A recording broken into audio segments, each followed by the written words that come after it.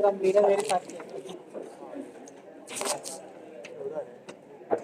अच्छा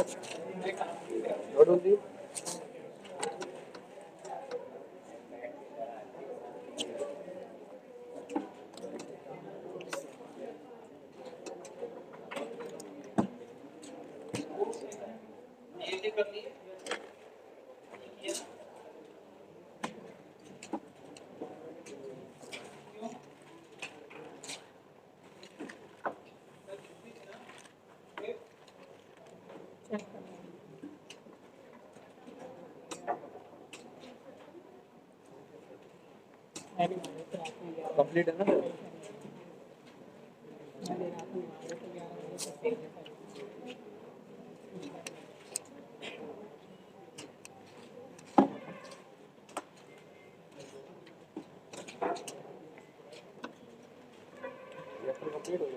कंप्लीट हो गया। आज नया हो गया।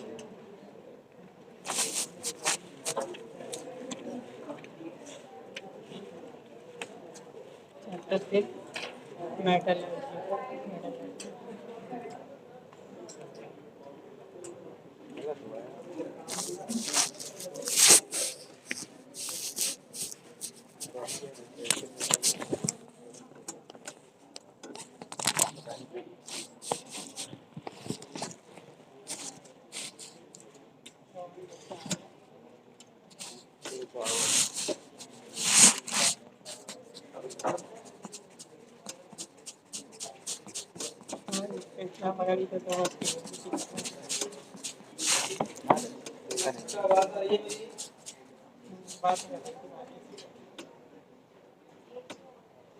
लोग ऑनलाइन में बात आ रही है।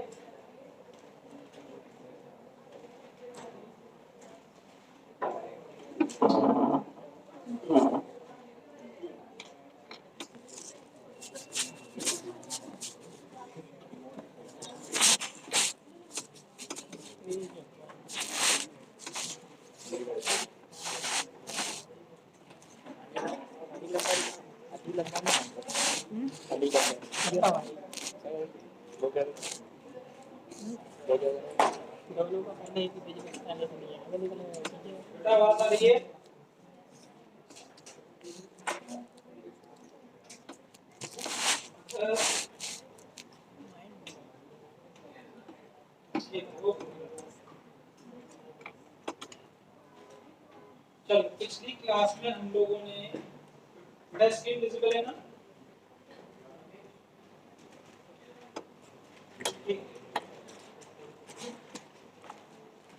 पिछली क्लास में हम लोगों ने चार्ज ऑन ऑर्बिटल पार्टिकल्स से डिस्कस कर दिया था ना? क्योंकि ये ना बहुत बड़ी समस्या है। मतलब तुम्हें छुट्टी मिल रही है, टाइम उसका यूटिलाइज नहीं कर रहा।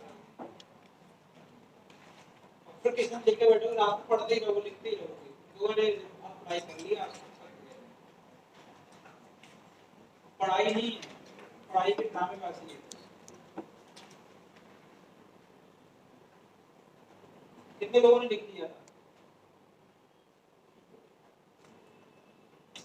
बाकी लोग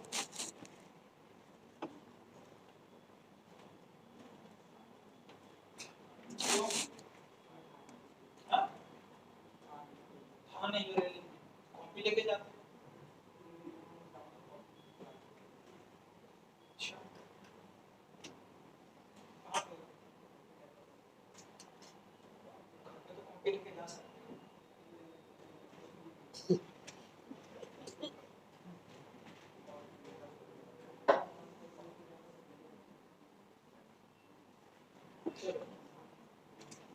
हमारा जब मन करे तब क्या, तुमसे मैंने पहले भी कहा था, तुम्हें जैसा लिखने को कहा जाए, जैसा कहा जाए वैसा करना है।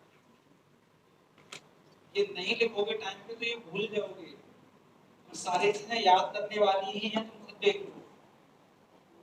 क्या कोई ज्यादा कोई टिपिकल चीज है क्या इसमें, बताओ मुझे। पता है तभी फिर होगा क्वेश्चन। क्लियर है?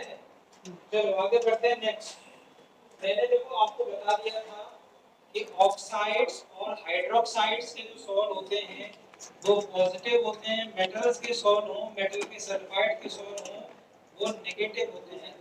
जो बेसिक डाई होती है वो पॉजिटिव होती है और जो एसिडिक डाई होती है वो नेगेटिवली चार्ज होती है। बोलो हाँ है ना। और कुछ बताया था क्या कि स्टार्च, गम, जिलेटिन जितने भी सॉल्ट हैं सब कैसे होते हैं, बोलो नेगेटिवली चार्ज। कैसे होते हैं? Negatively charge.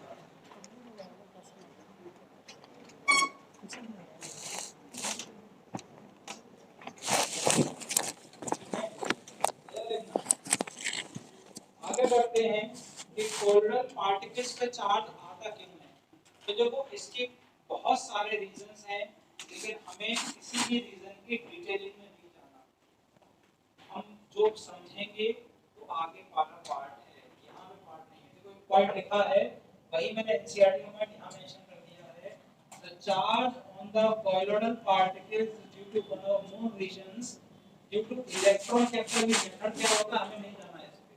Due to electron capture by the soul particles, हो सकता है कुछ कोलोइड के पार्टिकल्स हो जो इलेक्ट्रॉन को अपने ऊपर कैप्चर कर लेते हैं। क्या कर लेते हो? मतलब इलेक्ट्रॉन को अपने ऊपर एडसॉर्ब कर लेते होंगे। हो सकता है उस वजह से उस पे नेगेटिव चार्ज आता हो during electro dispersion of metals, या फिर एक होता है जो लिखा है ड्यू टू प्रेफरेंशियल एडसॉर्प्शन। कौन सा? प्रेफरेंस मतलब कि कोई भी कॉलॉइड अपने ऊपर प्रेफरेंस से या तो पॉजिटिव वाले इलेक्ट्रोलाइट को अपने ऊपर एडसॉर्ब कराता है या नेगेटिव वाले को। अगर वो अपने ऊपर किसी पॉजिटिव वाले पार्टिकल को कराएगा तो उस पे चार्ज पॉजिटिव हो जाता है, और अगर नेगेटिव वाले आयन को कराएगा तो चार्ज कैसा हो जाएगा, उस पे नेगेटिव हो जाता है। मैं भी समझा दूंगा इसको। आगे देखना, preferential adsorption of ions is one of the most accepted reason. सबसे ज्यादा एक्सेप्टेड कौन सा रीजन है, बोलो? Preferential adsorption. मैंने कहा था आपको तो किसी इलेक्ट्रोलाइट में से किसी एक आयन को अपने ऊपर एडसॉर्ब करा लेगा, दूसरे को नहीं कराएगा, और जिसको एडसॉर्ब करा लेता है वही उस पे क्या हो जाता है, बोलो? जिस आयन को उसने अपने ऊपर एडसॉर्ब कराया वही उस पे क्या हो जाएगा, चार्ज आ जाता है। जैसे का देखना, जब AgNO3 के सॉल्यूशन को डाला जाता है किसके अंदर, Ki के अंदर। ये सारे एनसीईआरटी के पॉइंट्स हैं, वही बता रहा हूं मैं, उससे कुछ नहीं। AgNO3 डाला Ki में तो इससे क्या बनेगा, इससे बनेगा एक सिल्वर आयोडाइड का प्रेसिपिटेट। क्या बनेगा? देखो लिखा है प्रेसिपिटेट Agi जो बना एडसॉर्ब आयोडाइड आयंस। तो इस सॉल्यूशन में से प्रेफरेंशियली, क्योंकि कर तो ये पोटेशियम को ही सकता, लेकिन किसको करता है, बोलो? Adsorb iodide ions from the dispersion medium and negatively charged colloidal solution is formed। तो देखो AgI तो आपका प्रेसिपिटेट बना था, उसने अपने ऊपर प्रेफरेंस से किसको एडसॉर्ब करवाया, अरे बोलो तो सही, I माइनस को। तो कौन सा कॉलॉइड बना, नेगेटिवली चार्ज्ड। सही है। लेकिन अगर मैं इसी चीज को उल्टा कर दूं, देखो सामने, जब Ki के सॉल्यूशन को उठाऊं और किस में डाल दूं, AgNO3 जब एक्सेस में उसमें डाल दूं, तब देखो अब मेरे पास आयन है Ag+ और यहां से है NO3-।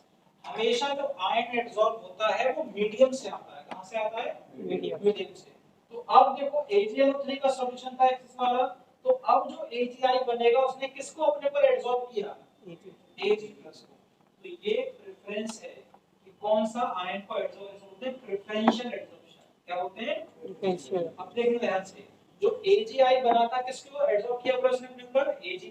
पढ़ो, the precipitate AgI adsorb Ag+ ions in the dispersion medium and positively charged colloidal solution is formed।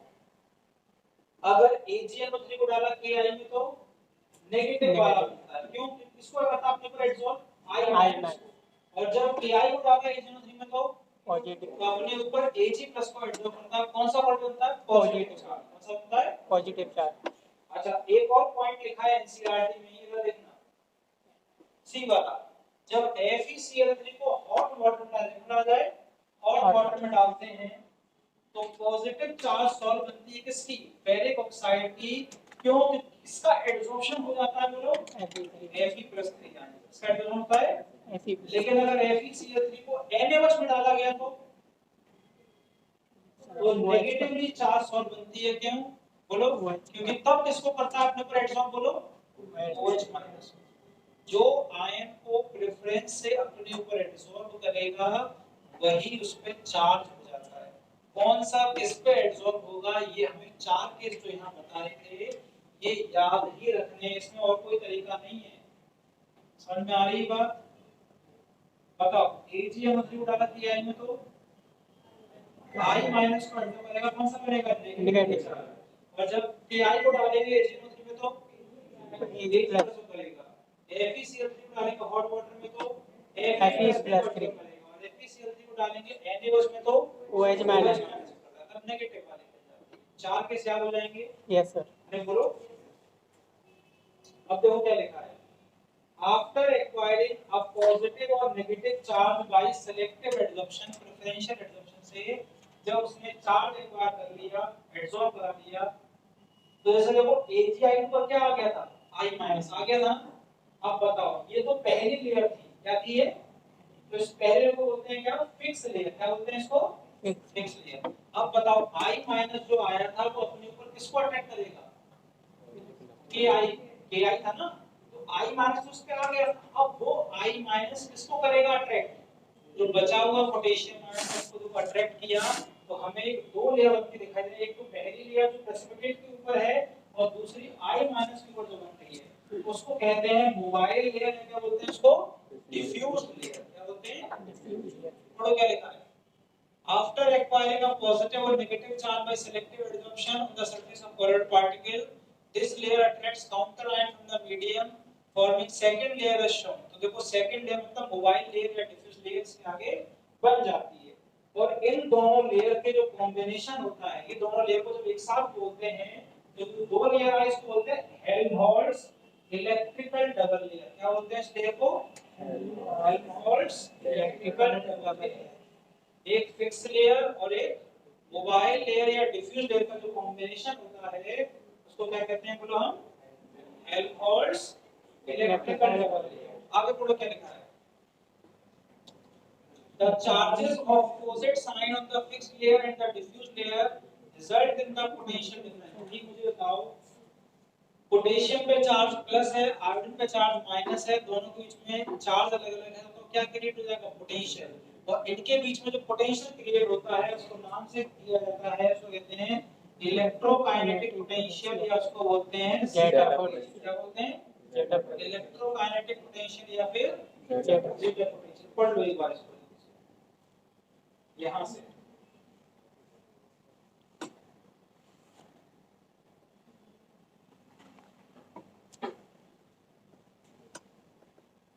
पढ़ो जल्दी से।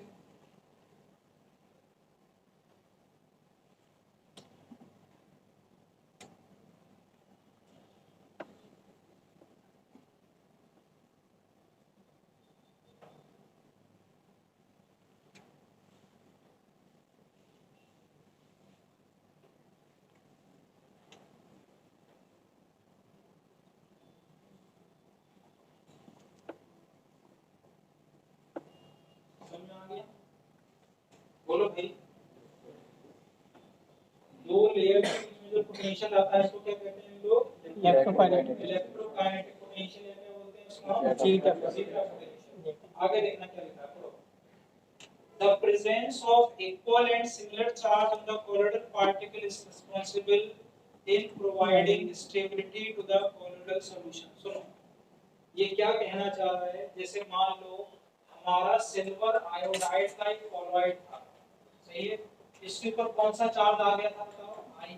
कौन सा आ गया था, I-। तो ऐसे कई सारे I- होंगे इसके ऊपर, ऐसे ही दूसरा इसका कॉलोइड का पार्टिकल होगा उसमें कई सारे क्या होंगे, I-। बोलो हाँ, यस सर। तो भाई इसकी वजह से बताओ सब पे I- है तो चार्ज अपोजिट है कि नहीं, सॉरी सेम चार्ज है, यस और सेम चार्ज है तो ये क्या अट्रैक्ट होंगे, रिपेल करेंगे। इसीलिए कॉलोइड के पार्टिकल जो हैं वो कोएगुलेट आसानी से नहीं होंगे, वो आसानी से प्रेसिपिटेट होकर नीचे नहीं बैठते हैं। क्यों? क्योंकि कॉलॉइड के पार्टिकल को ना कोई चार्ज होगा और दोनों पे चार्ज सेम होता है तो दूसरे को रिपेल करते रहते हैं, इसीलिए यहाँ ब्राउनियन मोशन होता रहता है, zigzag मोशन। याद आया कुछ? यस। अरे बोलो भाई, इन पे चार्ज अपोज करके रिपल्शन लगेगा और रिपल्शन होगा तभी कैसा मोशन होगा? Random zigzag motion. क्या बोलेंगे? रैंडम। उसी को हम लोग क्या कहते थे? Brownian motion. ठीक, क्लियर है यहाँ तक?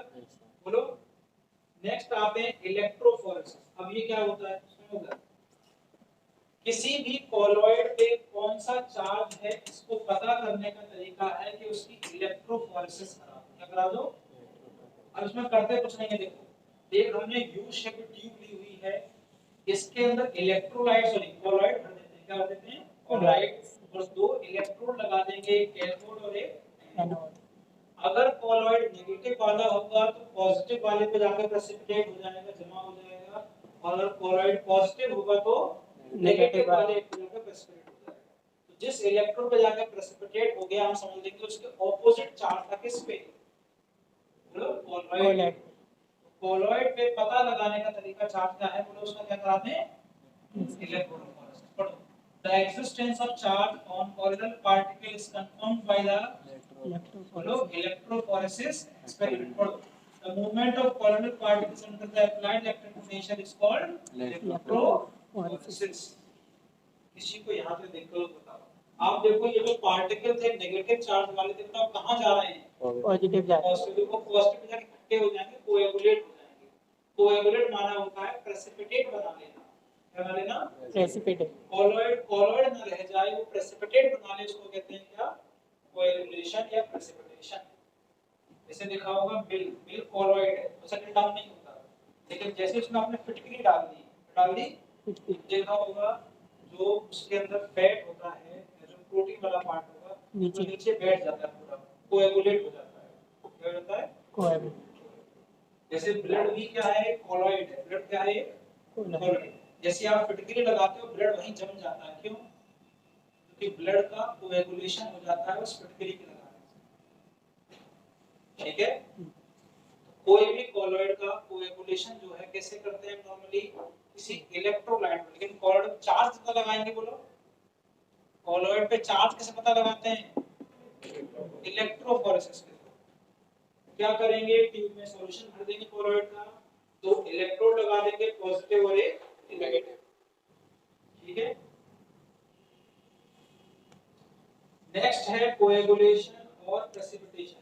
इसी टॉपिक को थोड़ा डिस्कस कर लेते हैं डिटेल में। किसी कॉलॉइड का कोएगुलेशन या प्रेसिपिटेशन कैसे कराया जाता है? पढ़ो क्या लिखा है एक बार, पढ़ो एक बार जल्दी से। The stability of lyophobic soils or colloid is due to the presence of charge on colloidal particle. If somehow charge is removed, then the particles will come nearer to each other and coagulation takes place and when settled down under the force of gravity. इसमें मैंने आपको बताया था कि AgI का colloid था, उसका कौन सा चार्ज था? I-। ऐसे सारे पार्टिकल में क्या चार्ज था? I-, था, तो रिपेल करते थे। लेकिन अगर ये चार्ज ही हट जाए तो पार्टिकल पास आ जाएंगे और क्या हो जाएगा? नीचे वो सेटल डाउन हो जाएंगे, कोएगुलेशन हो जाएगा। तो हमें क्या हटाने की जरूरत है? चार्ज। हटाने चार्ज। देखो लिखा है the coagulation of lyophobic salts can be carried out by following methods.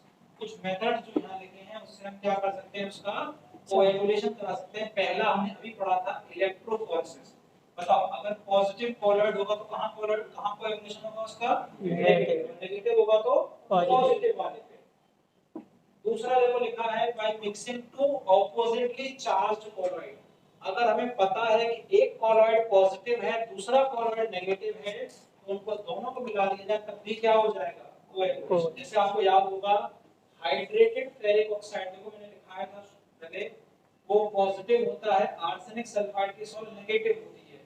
ये दोनों आपस में चार्ज में ऑपोजिट है, मिलाओगे तब भी क्या हो जाएगा? इनका कोएगुलेशन।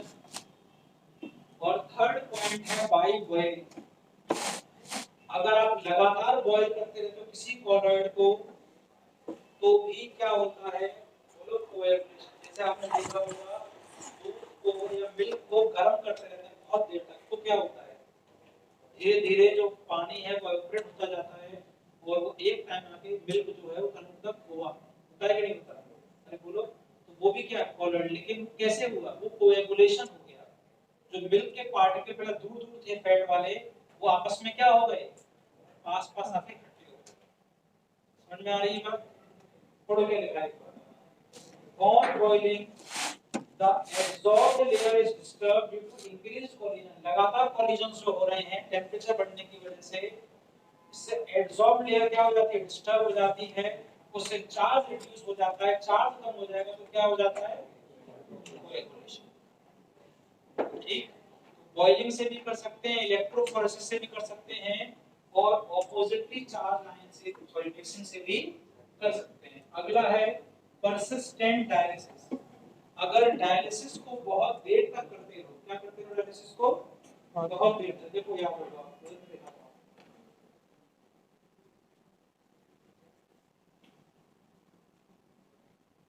देखो डायलिसिस में मैंने ये कहा था कि जो इलेक्ट्रोलाइट वाले पार्टिकल होते हैं वो साइज में छोटे होते हैं, वो इस डायलिसिस मेम्ब्रेन से डिफ्यूज होकर बाहर आ जाते हैं। बोलो हाँ है? Yes sir. तो जब डिफ्यूज होकर बाहर आ जाएंगे, देखो थोड़े इलेक्ट्रोलाइट रहेंगे तो कोलॉइड बना रहेगा, ज्यादा इलेक्ट्रोलाइट होते हैं तो कोएगुलेशन होगा। इलेक्ट्रोलाइट सारा बाहर निकल जाएगा तो भी कोएगुलेशन हो जाएगा। क्यों? क्योंकि कोई चार्ज बचेगा ही नहीं उस पे। जैसे AgI का कोलॉइड था, अगर मैं I माइनस को भी बाहर कर दूं तो क्या हो जाएगा? कोलॉइड के पार्टिकल पास पास आ जाएंगे, फिर से कोएगुलेशन हो जाएगा। क्या हो जाएगा? कोएगुलेशन। अगर आप बहुत देर तक डायलिसिस करोगे, सारे इलेक्ट्रोलाइट के पार्टिकल बाहर आ जाते हैं, जिनकी वजह से चार्ज था वो भी बाहर आ जाएंगे, तो क्या हो जाएगा उसका भी? बोलो कोएगुलेशन।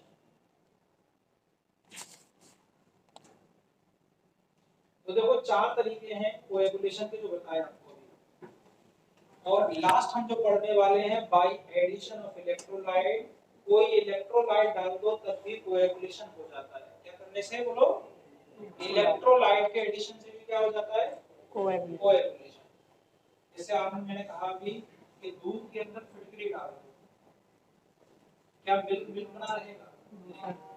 पानी अलग हो जाएगा और जो फैट वाले पार्टिकल थे वो नीचे आ जाएंगे, बैठ जाएंगे। अरे बोलो यस। पढ़ो क्या लिखा है? When excess of electrolyte is added, the colloid is coagulated due to neutralization of charge. अब देखो कॉलॉइड पे या तो पॉजिटिव चार्ज होगा या जो भी हो, हमने तो डाला है क्या? इलेक्ट्रोलाइट। और इलेक्ट्रोलाइट में तो पॉजिटिव आयन भी होते हैं और नेगेटिव। अगर पॉजिटिव होगा तो नेगेटिव को खींच लेगा, नेगेटिव होगा तो पॉजिटिव। कुल मिला के उसका कोई भी इलेक्ट्रोलाइट डालने से क्या हो जाएगा? बोलो कोएगुलेशन। क्या हो जाएगा? Coagulation. Ion responsible for the neutralization of charge को क्या बोलते हैं? उसको हम कोएगुलेटिंग आयन या क्या बोलते हैं उसको? बोलो फ्लोकुलेटिंग आयन। क्या बोलते हैं? कोएगुलेटिंग आयन या फिर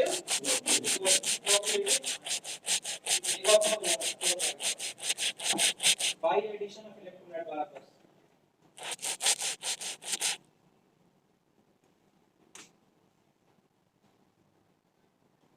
किसी भी कोलॉइड का कोएगुलेशन कब होता है? जब इसमें कोई इलेक्ट्रोलाइट होता है। कब होता है बोलो? मेरे भाई कम से कम बोला करो, ये ऐसे बिल्कुल न्यूट्रल होके बैठने से पढ़ाई नहीं होगी। किसी भी कोलॉइड कोएगुलेशन कब होगा? जब उसमें क्या डाला जाए? इलेक्ट्रोलाइट। इलेक्ट्रोलाइट में पॉजिटिव आयन भी होते हैं और नेगेटिव आयन। जो कोलॉइड पे चार्ज होगा वो अपोजिट आयन ले लेगा, उसका क्या हो जाएगा? कोएगुलेशन। अब इसी को समझाने के लिए इस्तेमाल होता है RG2। अब ये क्या कहता है कि जितनी ज्यादा वैलेंसी होगी, वैलेंसी मतलब होता है जितना ज्यादा चार्ज होगा, क्या होगा? जितना ज्यादा चार्ज होगा इसका कोएगुलेटिंग आयन का, जो आयन कोएगुलेशन करने वाला है उसकी उतनी ही पावर ज्यादा होगी। क्या होगी? उसकी उतनी ही पावर। जैसे मैं बताऊंगा, देखो सामने मान लो कोई एक नेगेटिवली चार्ज कोलॉइड है, नेगेटिवली चार्ज का मतलब नेगेटिवली चार्ज कोलॉइड या कोलॉइड एक ही बात। बताओ कोलॉइड नेगेटिव है तो कौन कोएगुलेट करेगा उसको? पॉजिटिव वाला। तो पॉजिटिव में तीन आ रहे हैं, देखो एल्यूमिनियम है, बेरियम है, सोडियम है, तो किसकी पावर ज्यादा होगी? बोलो एल्यूमिनियम का। क्यों? क्योंकि चार्ज क्या है? ज्यादा। और हार्डीज उसूल क्या बोलता है? जिसकी पावर ज्यादा होती है, सॉरी जिसकी वैलेंसी ज्यादा होती है उसकी पावर भी ज्यादा होती है। अगर मान लो कोई पॉजिटिवली चार्ज फॉरवर्ड होता तो कौन करता उसको कोएगुलेशन? नेगेटिव वाला। तो नेगेटिव में क्या देंगे? इसमें नेगेटिव में चार्ज ज्यादा होगा उसकी पावर क्या हो जाएगी? ज्यादा हो जाएगी। भाई पॉजिटिव वाले का कोएगुलेशन क्या पॉजिटिव वाला करेगा नेगेटिव वाला करेगा? जिसका चार्ज ज्यादा होगा उसका कोएगुलेशन पावर भी ज्यादा। तुमसे पूछा जाए कि ये -4 -2 -2 किसकी पावर ज्यादा? -4। क्लियर है यहाँ तक? Yes sir. अच्छा, ये तो हो गई वैलेंसी और पावर का रिलेशन। अब मुझे बताओ तो देखना ध्यान से, मैं आपको समझाता हूँ। जरा देखो, मान लो कोई कॉलॉइड है और इसमें टोटल चार्ज जो है वो है -100। कितना चार्ज है? कितना चार्ज है इस पे? -100। तो इसको कोएगुलेट कराने के लिए मैंने एल्यूमिनियम +3 डाला। बताओ कितना एल्यूमिनियम +3 डालना पड़ेगा? कितने आयन डालने पड़ेंगे एल्यूमिनियम के कि कोएगुलेशन हो जाए? हाँ, अरे भाई हमें -100 हमें कितना करना है? +100। तो क्या करना पड़ेगा? 33.33 डालने पड़ेंगे क्या? Yes sir. एल्यूमिनियम आयन डालने पड़ेंगे, तभी तो 33 × 3 का 100 के आसपास आएगा। अच्छा, मान लो मैंने कहा बेरियम +2 डालना, तो मुझे पता है 50 डालने पड़ेंगे, और सोडियम डालूंगा तो 100 डालने पड़ेंगे। तो मैं क्या समझा कि भैया जिसकी पावर ज्यादा होती है, पावर ज्यादा होती है उसका कोएगुलेशन कराने के लिए अमाउंट या मात्रा कम चाहिए होती है। जिसकी पावर कम है उसकी मात्रा या अमाउंट ज्यादा चाहिए। ये बात समझ पा रहे हो? Yes sir. तो देखो इसी बात को समझाने के लिए यहाँ लिखा है the minimum concentration of electrolyte in millimoles पर litre required to cause the coagulation of a solid in 2 hours is called coagulating value. coagulating power अलग होती है, coagulating value अलग होती है। इसको किसमें निकाला जाता है? तो यूनिट क्या है? मिलीमोल्स पर लीटर। और क्या लिखा है इसमें? अगर कोएगुलेटिंग पावर ज्यादा होगी तो अमाउंट या कंसंट्रेशन कम चाहिए, मतलब पावर जिसकी ज्यादा है उसकी कोएगुलेटिंग वैल्यू कम आएगी। ऐसा बोले जिसकी कोएगुलेटिंग वैल्यू कम होती है उसकी कोएगुलेशन पावर ज्यादा रही होगी, तभी तो अमाउंट क्या चाहिए उसका? कम चाहिए। Yes sir.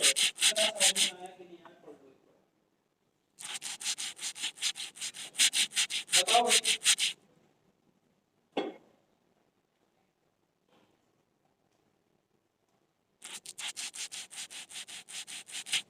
इतना क्लियर है? यस। समझ में आ गया सब लोगों को? यस। ऊपर अब देखो एक सवाल दिया है, इसको समझना।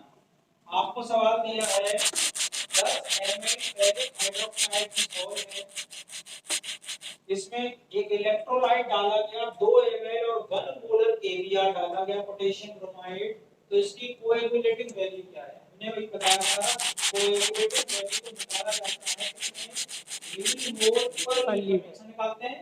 मिलीमोल पर। मतलब कितने मिलीमोल चाहिए इलेक्ट्रोलाइट के 1 लीटर कोलोइड को कोएगुलेट कराने के लिए? हमें कितना दिया कोलोइड? 10 ml। हमें कितने के बराबर चाहिए? 1000 ml 1 लीटर के बराबर। बोलो। तो हमने कहा ठीक है, एक काम करते हैं, मोलरिटी का फॉर्मूला होता है मोल्स अपॉन वॉल्यूम किसमें? लीटर में। हमने कहा मिलीमोल कितने हो जाएंगे केपीआर के? तो मोलरिटी को किससे मल्टीप्लाई कर दिया? वॉल्यूम से। कितने मिलीमोल आए? अरे बोलो 2 मिलीमोल। तो क्या बोलेंगे 10 ml के कोलोइड के लिए कितने मिलीमोल चाहिए थे? 2 मिलीमोल। हमें 10 से मतलब ये कितने मतलब है? 1 लीटर या 1000 ml से मतलब है। कितने मतलब है बोलो? 1 लीटर या 1000। तो हमने क्या किया, हमने इस पूरे को 100 से मल्टीप्लाई कर दिया, तो 100 से यहाँ होगा तो 100 से यहाँ हो जाएगा। तो कितने मिलीमोल हो गए? 200 मिलीमोल। तो 200 मिलीमोल चाहिए 1 लीटर के लिए। तो बताओ कोएगुलेटिंग वैल्यू किसमें आती थी? मिलीमोल पर लीटर में। कितनी होगी वैल्यू? 200। ये इसका आंसर है। देख लो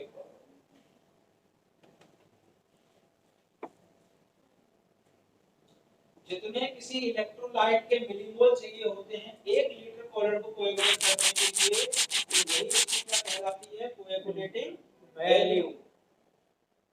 कोएगुलेटिंग वैल्यू बोलो या फ्लोकुलेटिंग वैल्यू बोलो, दोनों एक ही बात होती है।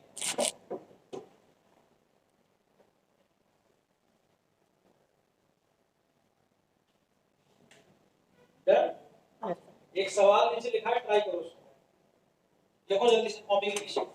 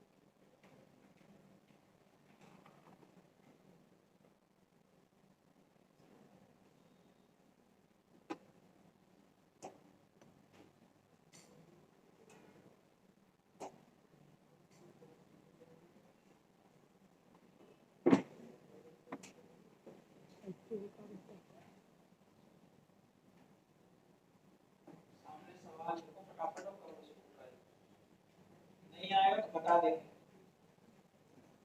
आपको बताया 200 ml का कॉलर, लेकिन हमें 200 ml चाहिए था, 1000 ml चाहिए, 1000 ml चाहिए। कितने चाहिए ग्राम HCl बोलो, 0.73 ग्राम। लेकिन ग्राम क्या, हमें चाहिए मिलीमोल। क्या चाहिए हमें, मिलीमोल, मोल नहीं चाहिए।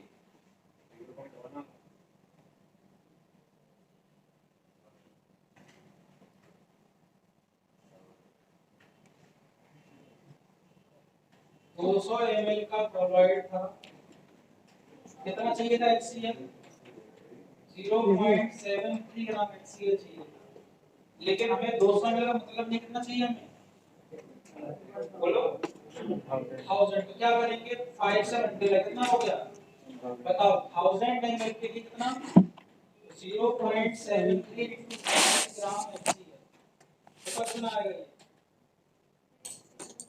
365, 3.65, 3.65 ग्राम HCl आया। मास आ गया है तो हमने कहा इसके मोल निकालो। क्या निकाल लो, मोल। कैसे निकलेंगे मोल, ये हो जाएगा given mass by molar mass, 3.65 molar mass 36.5, 0.8 निकाल दिया है। लेकिन मोल चाहिए थे कि मिलीमोल चाहिए थे बोलो, मिलीमोल। तो मिलीमोल करने के लिए क्या करना पड़ेगा, 1000 से मल्टीप्लाई, 0.1 into 1000 कितने हो गए, 100 मिलीमोल। तो कोएगुलेटिंग वैल्यू क्या आ गई इसकी, 100। अरे 1 लीटर की तो चाहिए 100 मिलीमोल, 100 मिलीमोल पर लीटर कितना हो गया, 100। अरे सही है, यस सर। जरा देखो HCl के मोल निकाल लिए, कितने आए 0.02, हमने का मोल नहीं चाहिए, मिलीमोल और कितने आएंगे 20। तो 200 ml ही चाहिए थे 20 मिलीमोल, ऐसा कर लो 1000 कितना चाहिए होंगे 100 मिलीमोल। तो कोएगुलेटिंग वैल्यू कितनी हो गई, तो बोलो 100। जब मोल को मिलीमोल लाते हैं 1000 से मल्टीप्लाई करते हैं, मिलीमोल को मोल लाते हैं 1000 से डिवाइड करते हैं। समझ में आ गया सवाल के नहीं, यस सर, क्लियर है सब लोगों को। चलो आगे बढ़ते हैं, नेक्स्ट है coagulation of lyophilic salt. Again NCERT का पैराग्राफ है, थोड़ा समझना चाहिए तो देखो लायोफिलिक सॉल्ट कौन सा होता है, अट्रैक्शन था रिपल्शन होता था, अट्रैक्शन होता था, लायोफिलिक में रिपल्शन होता था। There are two factors which are responsible for the stability of lyophilic salt. These factors are charge and the solution of colloidal particle. तो चार्ज है, दूसरा सॉल्वेंट मतलब अच्छे से सॉल्वेट हो जाते हैं, सॉल्वेंट में medium. When these two factors once are removed a lyophilic salt can be coagulated। तो ये किया कैसे जाता है? एक तरीका तो है इलेक्ट्रोलाइट। इलेक्ट्रोलाइट तो हर एक में काम करेगा कि आप इलेक्ट्रोलाइट चाहे लायोफिलिक में डालो चाहे लायोफिलिक में, दोनों का क्या हो जाएगा? कोएगुलेशन। और दूसरा देखो लिखा है by adding a suitable solvent. कोई सॉल्वेंट मिला दो तो सॉल्वेंट क्या करेगा? देखो लिखा है when solvents such as alcohol and acetone are added to the hydrophilic salt, मतलब एसिड में वाटर प्रेजेंट होता है, the dehydration of the dispersed phase, मतलब जो कॉलर आपने डाला था उसका डिहाइड्रेशन हो जाता है फेज का। और इस कंडीशन में स्मॉल क्वांटिटी ऑफ इलेक्ट्रोलाइट भी होगी तो क्या कर देगी? तो उसका कोएगुलेशन। क्या डालने पे बोलो? अल्कोहल या एसीटोन डालने पे क्या हो जाता है? डिहाइड्रेशन। किसका? डिस्पर्स्ड फेज का। दो चीजें थी कॉलर में, एक डिस्पर्स्ड फेज थी और दूसरी डिस्पर्शन मीडियम थी। डिस्पर्स्ड फेज डिहाइड्रेट हो जाती है तब कॉलर कोएगुलेशन आसानी से हो जाता है। ठीक? कौन कौन डालने पे? अल्कोहल या एसीटोन। नेक्स्ट आते हैं प्रोटेक्शन ऑफ कॉलॉइड्स। देखो हमने ये देखा कि लायोफोबिक कॉलॉइड को कोएगुलेट आसानी से कराया जा सकता है क्योंकि वहां रिपल्शन है। लायोफिलिक को भी कोएगुलेट करा सकते हो लेकिन मुश्किल से होता है, हो तो जाता ही है। तो हमने ये देखा कि लायोफिलिक कॉलॉइड में स्टेबिलिटी ज्यादा है, तो अब हम क्या करेंगे? हम लायोफिलिक कॉलॉइड का इस्तेमाल करेंगे लायोफोबिक कॉलॉइड को प्रोटेक्ट करने के लिए। क्या करेंगे? लायोफिलिक कॉलॉइड का इस्तेमाल करेंगे किसको करने के लिए? लायोफोबिक कॉलॉइड के कोएगुलेशन को प्रिवेंट करने के लिए, उसको बचाने के लिए। पढ़ो क्या लिखा है? Lyophilic colloids have a unique property of protecting lyophobic colloids. The lyophilic particles form a layer around lyophobic particles and protects them. This protection power is measured in terms of gold number. तो क्या करते हैं lyophilic salts? जरा देखो, इसे मान लो ये lyophobic है। कौन सा वाला है ये? कौन सा वाला बोलो ये? लायोफोबिक। तो लायोफिलिक के पार्टिकल्स के आसपास एक लेयर बना लेते हैं और लेयर बना लेंगे तो डायरेक्ट ये लायोफिलिक वाले कांटेक्ट में इलेक्ट्रोलाइट नहीं आ पाएगा और इससे ये प्रोटेक्ट हो जाता है। लेकिन कौन बनाता है लेयर इसके आसपास?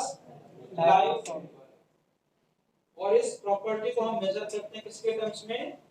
Gold number. कैसे मेजर करते हैं? अब कैसे डिफाइन किया है क्या है गोल्ड को देखना। पढ़ो। The number of milligrams of lyophilic colloid, मतलब कितने मिलीग्राम लायोफिलिक कॉलॉइड चाहिए जो कि प्रिवेंट कर देगा किसका? प्रेसिपिटेशन। 10 ml की गोल्ड सॉल्ट स्टैंडर्ड है, 10 ml गोल्ड सॉल्ट लेके चलते हैं। किसके एडिशन पे? गोल्ड सॉल्ट कॉलॉइड है। किसके एडिशन पे? तो ये आगे वाला पार्ट भी स्टैंडर्ड है जो फिक्स किया गया है। 1 ml of 10% NaCl सॉल्यूशन। तो गोल्ड की सॉल्ट थी उसमें हमने इलेक्ट्रोलाइट डाल रहे थे 1 ml 10% NaCl जिससे इसका कोएगुलेशन होना था, लेकिन उस कोएगुलेशन को प्रिवेंट कर दिया किससे? बोलो लायोफिलिक कॉलॉइड ने। तो उसके कितने मिलीग्राम डालने पड़ गए जिससे कोएगुलेशन प्रिवेंट हो गया, वही उसका क्या कहलाता है? गोल्ड। क्या कहलाता है? गोल्ड। तो देखो यहाँ एक पॉइंट और लिखा है कि गोल्ड नंबर और प्रोटेक्शन पावर में क्या रिलेशन है? जिसका गोल्ड नंबर जितना कम होता है उसकी प्रोटेक्टिव पावर उतनी ही ज्यादा होती है। एक सवाल देखो यहाँ लिखा है, पढ़ो। On addition of 1 ml of 10% NaCl solution, तो एक जगह देखो पहला वाला भी स्टैंडर्ड है, दूसरा वाला भी स्टैंडर्ड है। किसकी प्रेजेंस में? देखो सामने 0.0250 ग्राम ऑफ स्टार्च।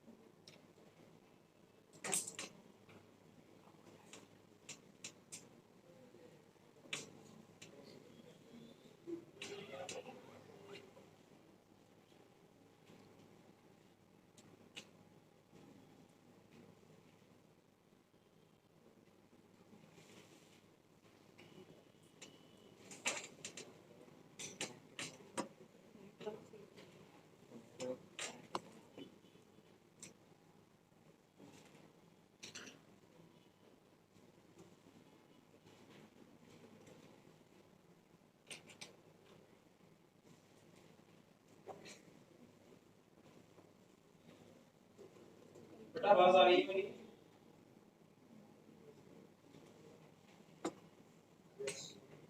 इधर देखो,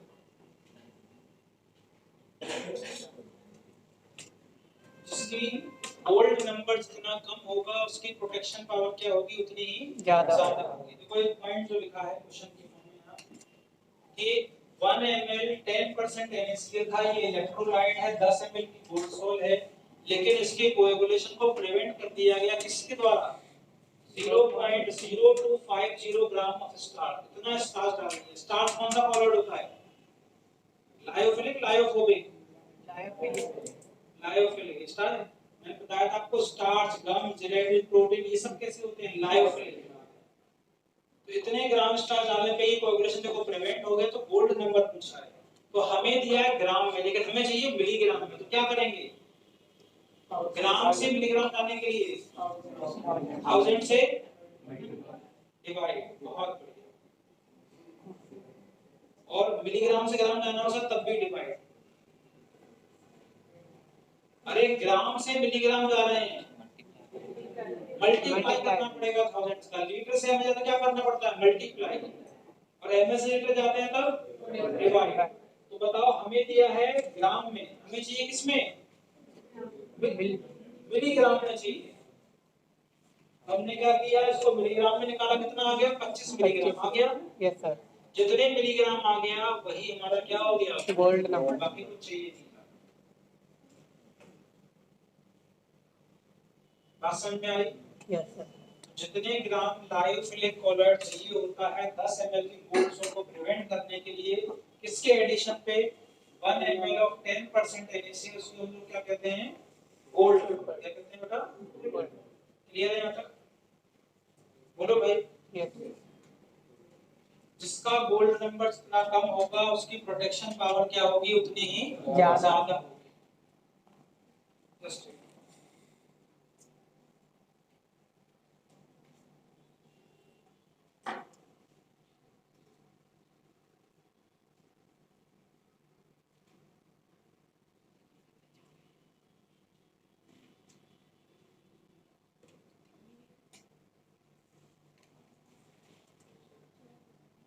लिखा बड़े आगे। किसी को कोई भी डाउट है यहाँ तक तो बताओ। बोलो भाई।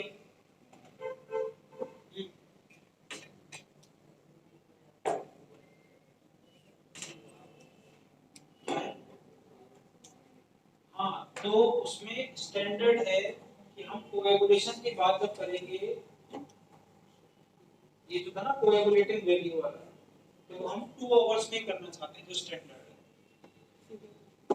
ठीक है, समझ आ गई?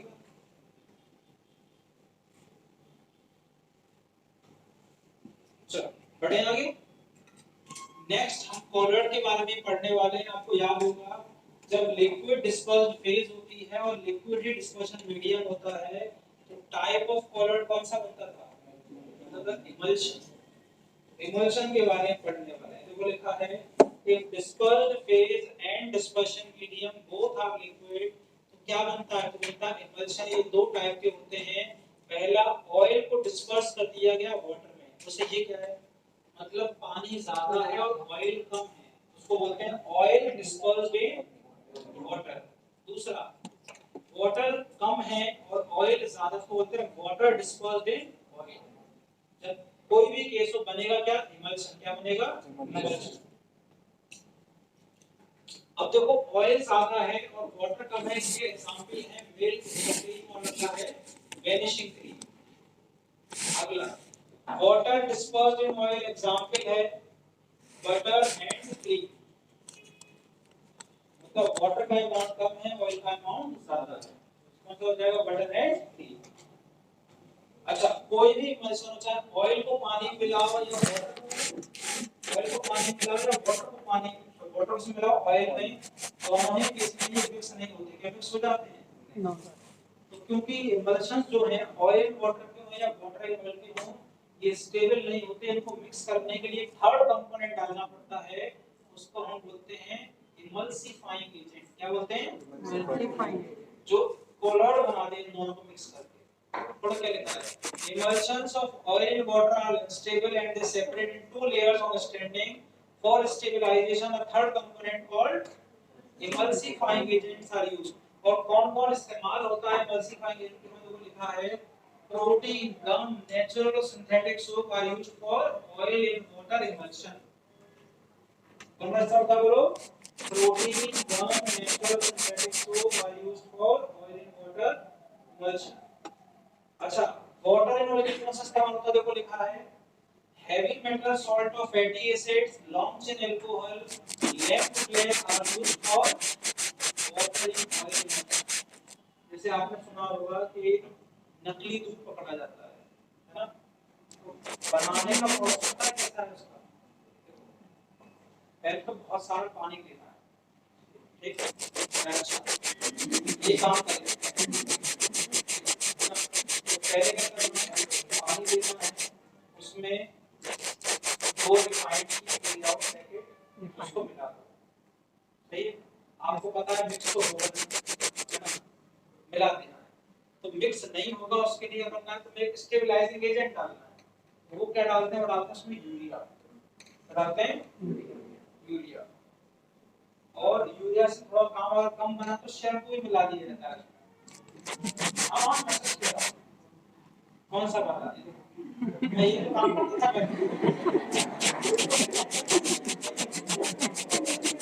मैं तो सिर्फ बता रहा हूँ कैसे कौन सा मुझे लाते ये करता है, ठीक है, फिर क्या किया उसमें यूरिया मिलाया, अब जो यूरिया और शैम्पू मिलाने से क्या होगा, जो ऑयल और वाटर अलग अलग लेयर में सेपरेट हो जाता था वो मिक्स हो जाएगा, क्या हो जाएगा, फिर अब डाला जाएगा उसमें कोई फ्लेवरिंग एजेंट ताकि मिल्क जैसा फ्लेवर आए, क्योंकि जब तक टेस्ट नहीं मिल्क का है वो पी कैसे देगा, ले जा कुछ भी हो, ठीक है, डाल दिया, फिर मिलाया, फिर ढेर सारा पानी, फिर थोड़ा सा और फिर मिलाया, लेकिन जो नेचुरल दूध है उसमें क्या होता है, उसमें प्रोटीन्स हैं, विटामिन्स हैं, ये सब काम करते हैं स्टेबलाइजर का, पास में आ रही तो बोलो यस सर, लेकिन जो आर्टिफिशियल दूध बनता है वो इसी प्रकार से बनता है, ठीक है, वो किसी जहर से कम नहीं है, यूरिया है, यूरिया को फायदा थोड़ी करेगी तुम्हें, नारी पर, ठीक है कि नहीं, चलो इधर देखना आगे, एक पॉइंट दिखाया पढ़ो, emulsions can be diluted with any amount of the dispersion medium, बातें नहीं, emulsions को हम dispersion medium के किसी भी अमाउंट से डाइल्यूट कर सकते हैं, जैसे हमने कहा था मिल्क, मिल्क किसका एग्जांपल है, मिल्क है ऑयल को पानी में मिलाया गया है, क्योंकि इसमें पानी की मात्रा ज्यादा होती है, तो ऑयल या फैट है उसकी मात्रा कम है, पानी में इसीलिए सॉरी दूध में इसलिए आप कितना भी पानी मिला दो, क्यों, कि जो पानी है वो यहाँ किसी तरह काम किया, मीडियम की तरह, किसी भी इमल्शन में कितना भी डिस्पर्शन मीडियम डाल दो डिसॉल्व हो जाएगा, क्या दूध में घी डालो तो डिसॉल्व हो जाता है, नो सर, अलग लेयर बना लेगा लेकिन डिसॉल्व नहीं होगा, लेकिन पानी डिसॉल्व हो जाएगा, अरे बोलो आगे देखना, on the other hand the dispersed liquid when mixed, मतलब जो ऑयल है अगर उसको मिक्स कर दिया गया तो देखो बना लेगा वो सेपरेट लेयर, कितना पॉइंट क्लियर हुआ यहां तक बोलो, यस सर, नेक्स्ट है the droplets in emulsion, emulsion में जो ड्रॉपलेट्स होती हैं उन पे जो चार्ज होता है वो कैसा होता है, जनरली नेगेटिव चार्ज, कैसा होता है,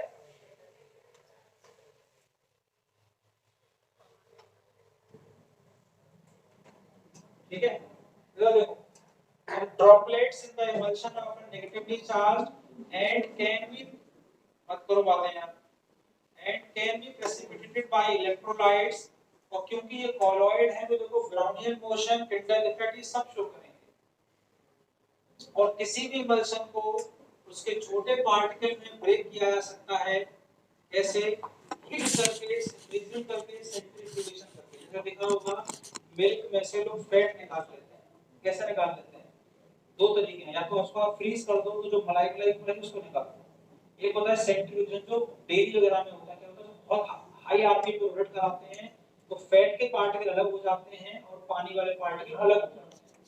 ये तो ना घर मतलब गांव में पता चलता है। तो वहां क्या किया, उसको सेंट्रीफ्यूगेशन किया, उन्होंने उसको रोटेट कराया। तो क्या हुआ, जो फैट वाले पार्टिकल थे वो तैर के ऊपर आ जाते हैं, बाकी पानी वाले पार्टिकल्स अंदर हो जाते हैं। मैंने बोलो हीट करके भी कर सकते हो फ्रीजिंग, और अगला सेंट्रीफ्यूगेशन। सेंट्रीफ्यूगेशन माने होता है उसको हाई आरपीएम पे बहुत ज्यादा, जैसे मिक्सी में देखा होगा ना, घर पे मलाई इकट्ठी करते रहते हैं, क्या होता है उसको आगे में रख के तो फैट और पानी, बस तुम इसी बात पे ध्यान देना यार।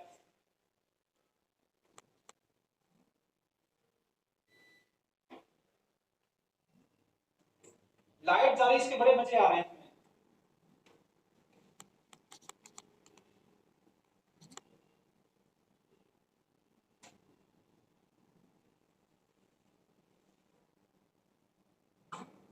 जो चल रहा है उसको पढ़ नहीं सकते हो बस, और एक भी लिख के नहीं लिखा है सही से। हाँ माय नोट्स देखिए मैंने,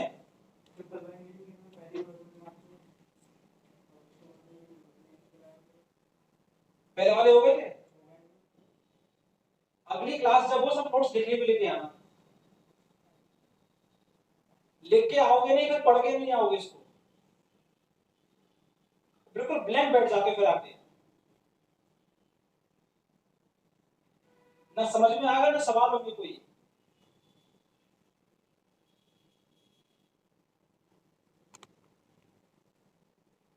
इधर देखो,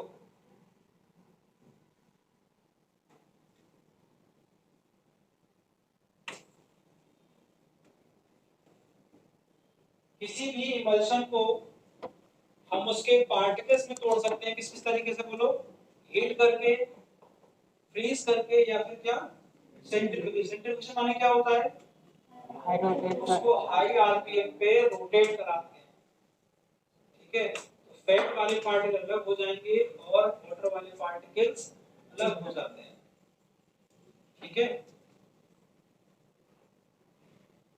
नेक्स्ट आते हैं एग्जांपल्स ऑफ कॉलोइड। ये इतना हमारा समझने वाला पार्ट था वो यहाँ पे खत्म है टॉपिक वाइज। अब कुछ एप्लीकेशंस हैं कॉलोइड के जो हमें याद रखने समझने पड़ेंगे। चलो देखना, पहला है blue colour of sky. Sky का ब्लू कलर क्यों होता है, कि हमें पता है स्काई के अंदर क्या है, पार्टिकल्स हैं, और वो पार्टिकल्स कौन से साइज के हैं, कॉलोइड के साइज के हैं। कौन से साइज के हैं, कॉलोइड। और वो कॉलोइड के साइज के जो पार्टिकल है वो लाइट को क्या करते हैं, स्कैटर करते हैं, इसलिए हमें कौन सा कलर देता है, ब्लू कलर। पढ़ो, it is due to scattering of dust particles along with drop water droplets suspended in the air। आगे देखो फॉग, मिस्ट और रेन। फॉग और मिस्ट में क्या अंतर था, फॉग कैसा होता है, थिक होता है, मिस्ट कैसा होता है, थिन होता है, ठीक है। फॉग लंबे समय तक रहता है और मिस्ट कम समय के लिए रहता है। फॉग हो, मिस्ट हो, रेन हो, ये सब किसमें आते हैं, कॉलोइड में। और देखो यहाँ एक पॉइंट लिखा है, it is possible to cause artificial rain by throwing electrified sand or spraying a salt carrying charge opposite to the one that on the cloud। मान लो किसी एरिया में क्लाउड है, बादल है, भाई बादल के अंदर तो पानी है, उन बादलों में मान लेते हैं कि पॉजिटिव चार्ज है। कौन चार्ज है, पॉजिटिव। हमें आर्टिफिशियल रेन करानी है, हमने पता लगाया, सामने लिख के बता, हमने पता लगाया कि उस कॉलोइड पे, उस बादल पे चार्ज जो है वो पॉजिटिव है। हमने क्या किया, या तो हम सीधे सीधे कोई दूसरा कॉलोइड का पार्टिकल अपोजिट चार्ज का डाल दें उसके ऊपर ले जाके, या एक काम करें कोई इलेक्ट्रोलाइट ले जाएं एरोप्लेन से, उसके ऊपर स्प्रिंकल कर दें। बताओ, कॉलोइड में मान लो पॉजिटिव था, इलेक्ट्रोलाइट में तो पॉजिटिव और नेगेटिव दोनों था, तो जैसे ही वो इलेक्ट्रोलाइट उसके ऊपर आएगा, एब्सॉर्ब होगा, वहां पे चार्ज रेगुलेट हो जाएगा, चार्ज खत्म हो जाएगा, न्यूट्रलाइजेशन, और क्या हो जाएगी, रेन हो जाएगी। समझ में आई बात, यस सर।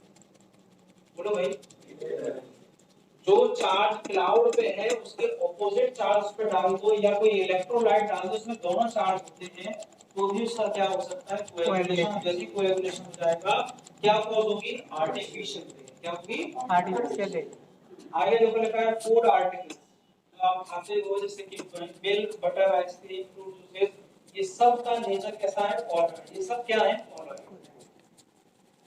ठीक। नेक्स्ट आते हैं ब्लड। ब्लड भी क्या है? Negative organ. कौन सा है? Negative organ. इसीलिए ब्लड का कोएगुलेशन हो जाना किसके द्वारा? एला मतलब फिटकरी या फिर बोलो एफिशिएंट इलेक्ट्रोलाइट डाल दिया। आगे है soil and formation of delta. देखो एक पॉइंट लिखा है रिवर वाटर जो है उसके अंदर मौजूद है क्ले, मिट्टी मौजूद है। क्या मौजूद है? It is a polar solution of clay when river water meets the sea water. देखो क्ले कोलॉइड है, किससे मीट कर रही है? सी वाटर। सी वाटर के अंदर क्या है? सी वाटर के अंदर है सॉल्ट्स, इलेक्ट्रोलाइट्स। क्या है? सॉल्ट या फिर इलेक्ट्रोलाइट। तो कोई कोलॉइड जब किसी इलेक्ट्रोलाइट से मिलेगा तो क्या हो जाएगा? कोएगुलेशन। तो लिखा है when river water meets the sea water coagulation takes place and a fertile land is developed which is called delta. This one delta. Next, application of colloids. देखो पहला लिखा है इलेक्ट्रिकल प्रेसिपिटेशन ऑफ स्मोक। देखो pollution already ज्यादा है वैसे भी, ठीक है।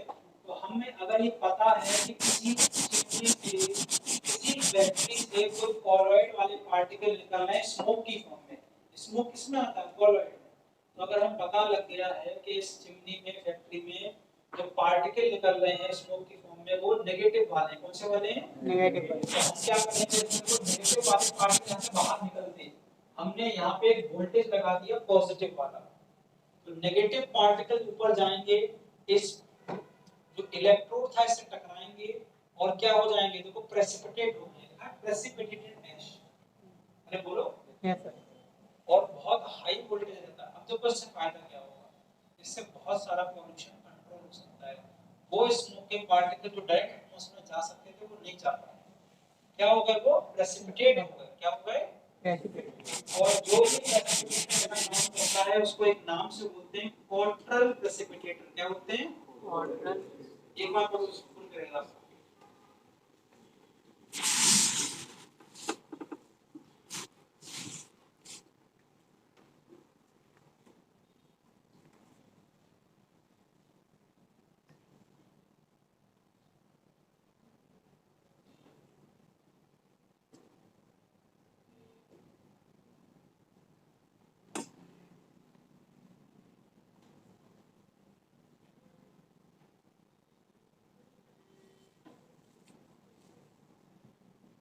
पढ़ो क्या लिखा है? Smoke is a colloidal solution of solid particles such as carbon, arsenic, dust in air. सही बात है। The smoke before it comes out from the chimney is led through a chamber containing plate having a charge opposite to that carried by the smoke particles. The particles on coming in contact with these plates lose their charge and get precipitated. These particles settle down on the floor of the chamber. The precipitate is called, क्या कहते हैं उसको? कोट्रल precipitator. करना कुछ नहीं है, जो आपको इलेक्ट्रोड लगाना है उस पे चार्ज ऑपोजिट लेना है जो स्मोक के था, उसका क्या हो जाएगा? कोएगुलेशन या प्रेसिपिटेशन हो जाता है। अच्छा आपने एक चीज सुनी होगी कि अगर किसी नल में से जो पानी आ रहा है उसमें मिट्टी आ रही है, आ रही है मिट्टी, तो उसमें क्या करते थे लोग? कहते हैं फिटकरी डालो, है ना? पहले नल हुआ करते थे, है ना? तो नल से नॉर्मली मिट्टी आती थी, तो जैसे ही मिट्टी ज्यादा हो रही तो बोलते थे इसमें क्या डाल दो? फिटकरी डाल दो। फिटकरी डालने से क्या होगा? देखो जो पानी मिट्टी आई वो है क्ले, और क्ले है कोलॉइड। क्या है? Clay colloid. उस पर कोई ना कोई चार्ज होगा। हमने क्या डाला उसके अंदर? फिटकरी। फिटकरी क्या है? इलेक्ट्रोलाइट। क्या है? इलेक्ट्रोलाइट। इलेक्ट्रोलाइट डालने से उस का क्या हो जाएगा? कोएगुलेशन रूट सेटल डाउन हो जाती है। क्या हो जाती है? Settle down. और सेटल डाउन हो जाएगी तो पानी कैसा हो गया? प्यूरिफाई। कैसा हो गया? प्यूरिफाई। पढ़ो क्या लिखा है? Purification of drinking water, alum is added to coagulate the sand of clay particles suspended in water. ठीक, आगे पढ़ो। मेडिसिन। कुछ कॉलोइडल मेडिसिन का बहुत बड़ा यूज है, लिखा है कॉलोइडल सॉल्ट जो होती है सिल्वर की, नाम होता है उसका आर्जिनोल और उसका इस्तेमाल होता है आई लोशन में। कहां इस्तेमाल होता है? आई लोशन। ऐसे ही कॉलोइडल एंटीमनी का इस्तेमाल होता है फ्यूज का 12 साल उस फील्ड में इस्तेमाल होता है। किसका? Colloidal antimony. कॉलोइडल गोल्ड का इस्तेमाल करते हैं इंट्रामस्कुलर इंजेक्शन में। मिल्क ऑफ मैग्नीशिया एक इमल्शन है, इसका कहां इस्तेमाल करते हैं? स्टोमक डिसऑर्डर, एसिडिटी को कंट्रोल करने के लिए इस्तेमाल होता है। कॉलोइडल मेडिसिन जो होती हैं, अच्छा जो कॉलोइडल गोल्ड होता है उसको एक और नाम से बोलते हैं पर्पल ऑफ कैसियस। क्या बोलते हैं? कॉलोइडल मेडिसिन ज्यादा इफेक्टिव क्यों होती है? क्योंकि इनका सरफेस एरिया ज्यादा होता है, पार्टिकल साइज छोटा होता है। आगे टैनिंग, जो एनिमल हाइड्स होती है, जो एनिमल की स्किन होती है वो भी कॉलोइडल नेचर की होती है, लेकिन जो एनिमल की स्किन है उसको हमें कन्वर्ट करना है लेदर में, उसके शूज बनाना है। और लेदर जो होता है वो हार्ड होता है, तो हमें उसकी स्किन जो कॉलोइडल नेचर की थी इसको क्या करना है? हार्ड करना है। उसको हार्ड करने के लिए क्या किया जाता है? उसको क्रोमियम के सॉल्ट्स में डिप किया जाता है। तो ये जो एनिमल की स्किन को हार्ड किया जाता है क्रोमियम सॉल्ट में डाल के, इस प्रोसेस को बोलते हैं टैनिंग। क्या बोलते हैं? टैनिंग, मतलब हार्डनिंग ऑफ लेदर। पढ़ो क्या लिखा है? Animal hides are colloidal nature when a hide which is positively, मान लो पॉजिटिवली चार्ज थी, उसको सोक करते हैं एक सॉल्यूशन में tannin which contains negatively charged particles, coagulation होता है और it results in the hardening of leather। अच्छा, टैनिन के सॉल्यूशन में क्या होता है? देखो लिखा है chromium salts are used in place of tannin. ठीक है, सोप और डिटर्जेंट के काम करने का तरीका बताया था मैंने, मिसल बनते हैं, याद आ रहा है? Yes sir. और मिसल बना के क्या करते हैं? डस्ट को या जो ऑयल के पार्टिकल्स उसको बाहर कर देते हैं। बोलो यस। मिसल किस कैटेगरी में आते थे? कौन से टाइप के कॉलोइड में? मल्टी मॉलिक्यूलर, मैक्रोमॉलिक्यूलर या एसोसिएटेड? आगे देखो लिखा है रबर इंडस्ट्री। लेटेक्स जो होता है रबर, सॉरी रबर जहां से मिलती है उसको बोलते हैं लेटेक्स। लेटेक्स क्या है? कॉलोइडल सॉल्यूशन होता है किसका? Rubber particle which are negatively charge. फिर क्या करते हैं? देखो rubber is obtained by the coagulation of latex. जो लेटेक्स प्लांट से मिलता है उसको क्या कराते हैं? उसका कोएगुलेशन कराते हैं, तब हमें क्या मिलती है? रबर मिलती है। आगे बढ़ो। Industrial products like paint, ink, rubber, graphite, cement, ये सब क्या है? अरे बोलो। फोटोग्राफिक प्लेट्स कैसे बनाई जाती थी? पहले देखा होगा कैमरे आते थे उसमें रील पड़ती थी, सुना है? देखे थे? देखे थे? Yes sir. रील पड़ती थी और एक रील में शायद 36 या 32 फोटो निकलते थे, है ना? पहले फोटो खींचते थे, फिर ले जाते थे फोटोग्राफर के पास, फिर आप उसकी फोटो बना देना, तब वो 10 दिन में बना के देता। कितना लंबा टाइम है कि नहीं? तो वहां पे क्या होता था? इधर देखो, एक लाइट सेंसिटिव मटेरियल होता था जो उस प्लेट में लगा होता था। कौन सा? वो होता है सिल्वर ब्रोमाइड, AgBr। पढ़ो क्या लिखा है? Photographic plates are prepared by लो coating an emulsion of light sensitive metal, कौन सा? Silver bromide, in gelatin over glass plate और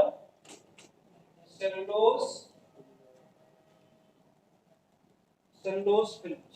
जो आपको प्लेट दिखती थी इसमें नेगेटिव होता था ना, उसमें वो सेलुलोज की फिल्म होती थी और उसके ऊपर क्या करते थे? किसकी कोटिंग करते थे? AgBr। और वो क्या है? एक इमल्शन, वो भी किसमें आता है? कॉलोइड। कुछ और चीजें हैं वो देख लो। एक्वाडेक क्या होता है? कॉलोइडल ग्रेफाइट को पानी मिला दिया जाए तो बोलते हैं एक्वाडेक। और ऑयल डेक क्या होता है? कॉलोइडल ग्रेफाइट को अगर ऑयल में मिला दिया बोले तो उसको ऑयल डेक।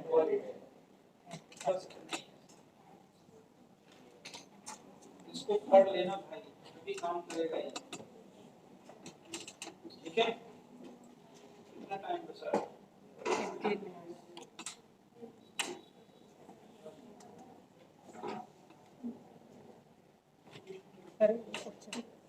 15 कुछ क्वेश्चंस कर लेंगे प्लान से। इसको मैं शेयर कर दूंगा, कल सब लोग लिख के लेके आना है इसको। ठीक है, कल क्लास है मेरी? Yes sir. हाँ लिखते रहा।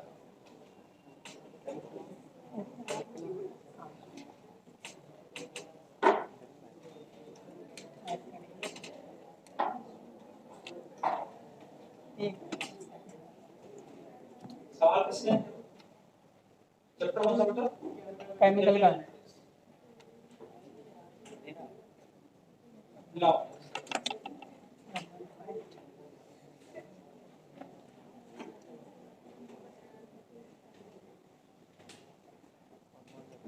लाओ।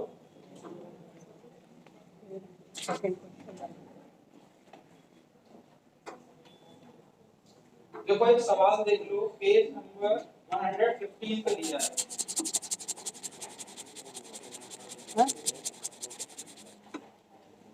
पेज 115 पे सवाल दिया है, क्वेश्चन नंबर 2। और इसमें क्या बोल रहा है? ये N2O जो दिया है, ये 2 कहा है इसमें NO2। सही है? इसने कहा इसका रेट कांस्टेंट K1 है, तो पीछे डालेंगे तो रेट कांस्टेंट K2 हो जाएगा। और पूछा गया the rate of this appearance of NO2, rate of disappearance क्या है NO2 का? इधर देखो, यहाँ इस रिएक्शन से देखा जाए तो NO2 का फॉर्मेशन हो रहा है, डिसअपीयरेंस नहीं हो रहा है। तो हमें चाहिए कि रिएक्शन को उल्टा किया जाए पहले, डिसअपीयरेंस हो। तो कैसे करेंगे? इस रिएक्शन को उल्टा करेंगे। बताओ 2NO2 से क्या बन रहा होगा? लो N2O।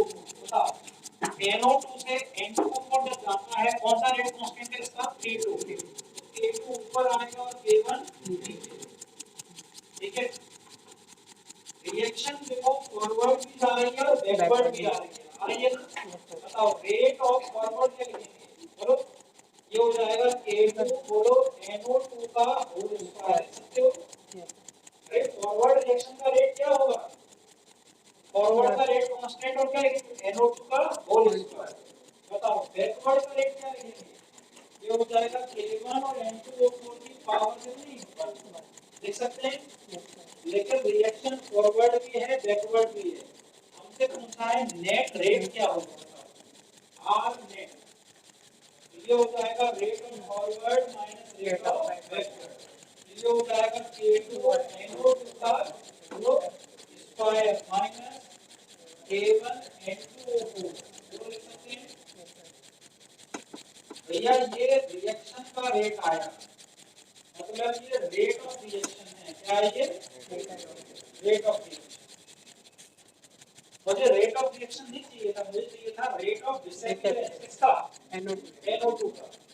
तो बताओ, हमने कहा इस रिएक्शन के हिसाब से रिप्रेजेंटेशन ऑफ रेट क्या लिखेंगे इसका? हम किसी भी रिएक्शन का रिप्रेजेंटेशन ऑफ रेट लिखते हैं, याद है कुछ आपको? हाँ, क्या लिखेंगे? इसको लिखेंगे -1/2 बोलो delta NO2 by delta T किसके बराबर? प्लस में delta N2O4 by delta T। और ये किसके बराबर होगा? रेट ऑफ रिएक्शन होगा। Yes sir. हमें कौन सी वैल्यू चाहिए? हमें चाहिए डिसअपीयरेंस। तो मतलब हमें ये वाली वैल्यू चाहिए minus delta NO2 by delta T। बोलो। Yes sir. बताओ minus delta NO2 by delta T किसके बराबर हो जाएगा? ये हो जाएगा 2 times of rate of reaction. बोलो माइनस। Yes sir. और रेट ऑफ रिएक्शन कितना दे रखा है बताओ? ऊपर। तो ये हो जाएगा 2, बताओ ब्रैकेट में ये हो जाएगा K2 और NO2 का whole square minus K1 N2O4। इस पूरे को मल्टीप्लाई करो 2 से। कितना हो गया? 2K2 NO2 का whole square minus K1 N2O4। बोलो हो गया कि नहीं हो गया? सब 2K1 हो जाएगा। और इसी को क्या बोलेंगे जो लिखा है? बोलो रेट ऑफ डिसअपीयरेंस किसका? NO2। कोई दिक्कत हो बताओ? लिख लेना सॉल्यूशन इसका। और कौन सा था? अरे ये ही रहेगा। हो गए थे। बाकी हो गए। और कोई सवाल किसी का? सिक्स वाला देखो, हमें ए और बी दोनों दिए हैं, ध्यान से देखना। हमने कहा कंपेयर करो पहले वाले में और दूसरे वाले में। देखो ए की कंसंट्रेशन बदली है, बी की कंसंट्रेशन सेम रही है, देखा है? बताओ ए की कंसंट्रेशन कितनी की गई? हाँ, अरे कितने टाइम कर दी गई पहले कंपैरिजन में?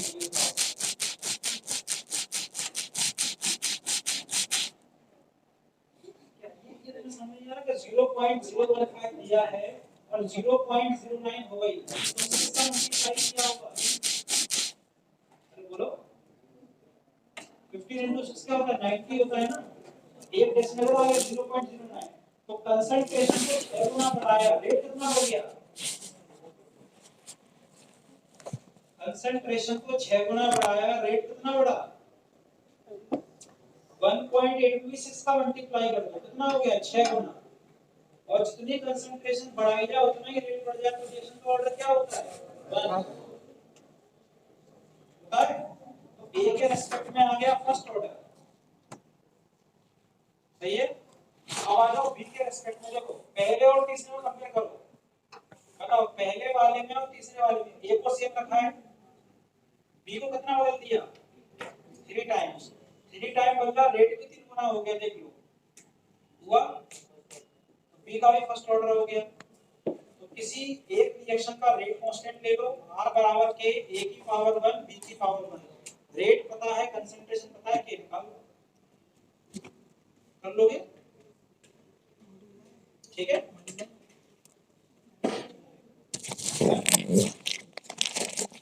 और बताओ कोई सवाल?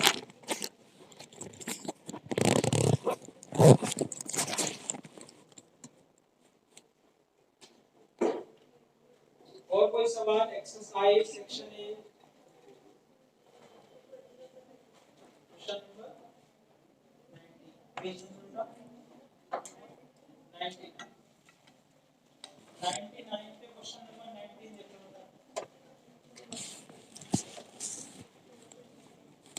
ठीक है, देखो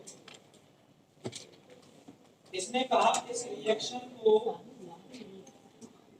इधर देखना पेज 99 क्वेश्चन नंबर 19।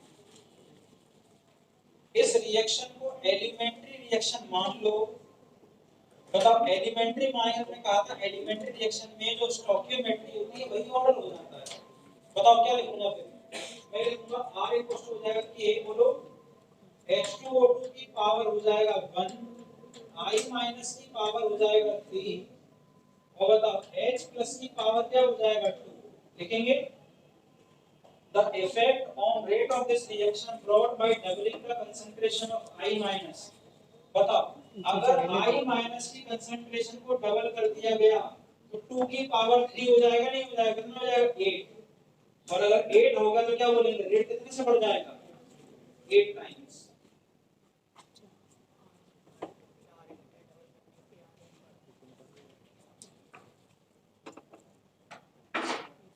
बोलो क्लियर है भाई? एलिमेंट्री रिएक्शन में स्टोइकियोमेट्री जो होती है वो किसके बराबर हो जाती है? ऑर्डर के। वो जो का स्टोइकियोमेट्री था उसको पावर में लगा दो, ठीक है। और बताओ बेटा,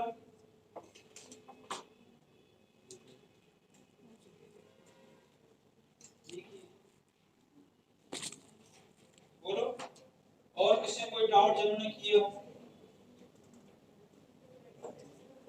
27 बेटा कौन सा page? Page number 99% reaction complete हो गई 32 मिनट में। 99.9 कितने में होगी? इधर देखो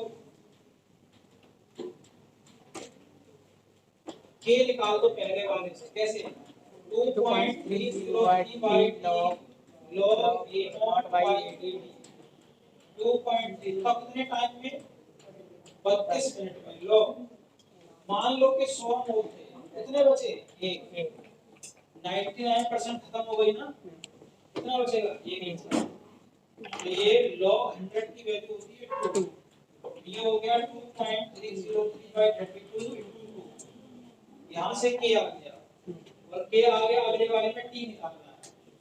बताओ t बराबर 2 पॉइंट ये 99.9 का निकालना है t बराबर log ये हो जाएगा a0/80।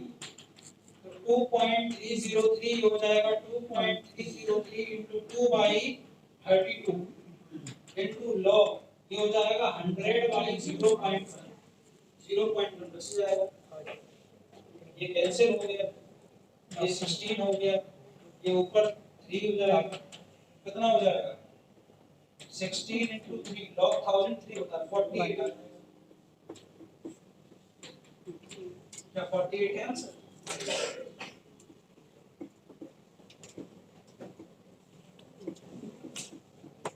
बताओ कुछ नेक्स्ट सवाल। मैंने कहा था जब भी प्रश्न दिया हो तो आप 100 लोग से शुरुआत करिए। Yes sir. और कितनी परसेंट कितना टाइम दे रखा है उसमें 99.9 उसको माइनस करो 100 में से, ठीक है? और बताओ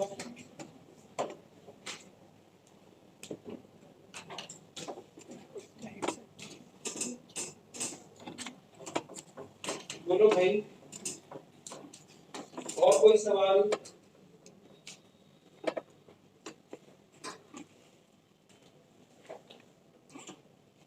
बताओ।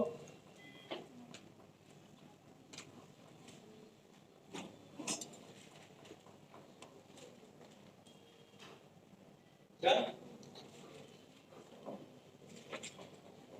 बोला तो या तो कोई डाउट है तो पूछ लिया करो। 102 पे बेटा फर्स्ट वाला सेक्शन बी का लगाना। चलो देखो पेज 102 क्वेश्चन नंबर 1 सेक्शन देखना जीरो ऑर्डर रिएक्शन दिया ना, देखो इसने भी कर लिया ए नॉट बताओ ए नॉट बाई 2 लिखते हैं तो ये हो जाएगा टी हाफ 1। बताओ टी हाफ लिखा क्या जाता है? कैसे लिखा था? ए नॉट बाई 2 टी तो इसका टी हाफ 1 क्या लिखेंगे? इसका टी हाफ 1 हो जाएगा, जो ए नॉट होगा वो 2 के से डिवाइड करना है। बोलो हाँ। बताओ इसका जो अगला टी हाफ होगा टी हाफ 2, बताओ टी हाफ 2 कैसे लिखा जाएगा? ये हो जाएगा, बोलो क्या? अब कंसंट्रेशन नहीं बता तुम्हारी ए नॉट बाई 2, तो ये ए नॉट